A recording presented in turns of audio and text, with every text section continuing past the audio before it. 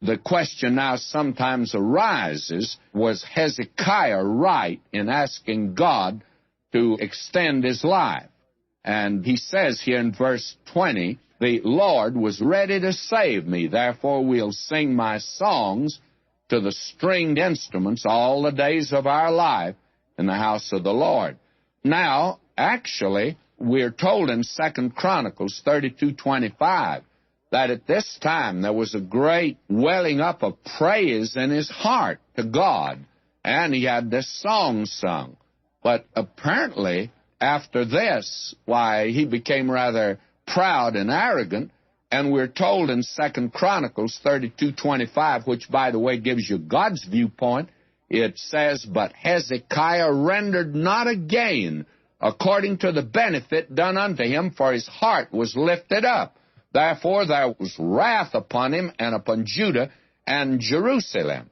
Now, here is an evidence of the fact that maybe he should not have asked for an extension. It led to pride in this man's life, and he was raised up, you see. Well, it ought to humble you. When I went to the Lord on this matter, I remembered this story, and I went to the Lord and I said, "Lord, if you let me live, I'll promise to do your will, and I'll keep just getting out your word. I won't retire in the sense of stop giving out the word." And very frankly, that's the reason I overextended myself in conferences and everything. I wasn't going to let the Lord down. And then I think he's made it pretty clear to me, don't kill yourself now after I've extended your life by overdoing it. And so I'm trying to be reasonable today, at least I think I am.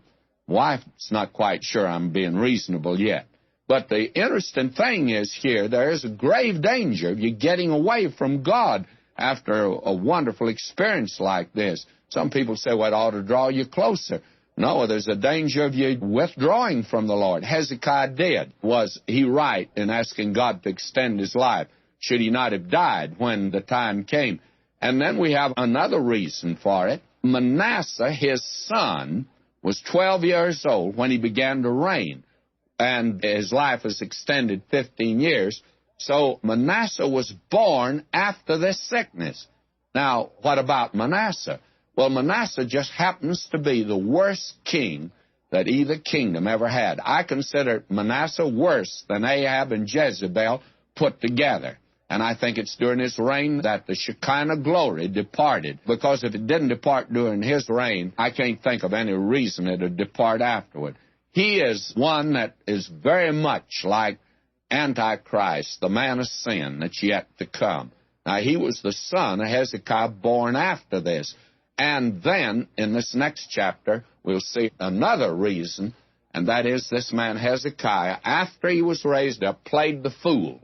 And we'll see that in just a moment. Now, did God do this miraculously by just saying hocus pocus and have Isaiah, pray over him, and then old Hezekiah fell backwards, or that he put his hand on him pretty hard? No, he didn't do that. Notice what Isaiah said to do, verse 21.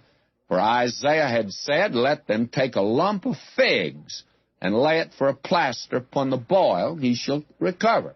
In other words, there are two things that James said. James says, call the elders to come and anoint him with oil.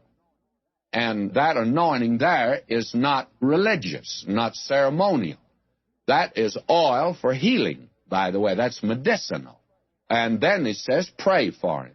So that what God said through Isaiah and what he said through James is the same. He says, the thing that you do when you get sick is pray and call for the doctor.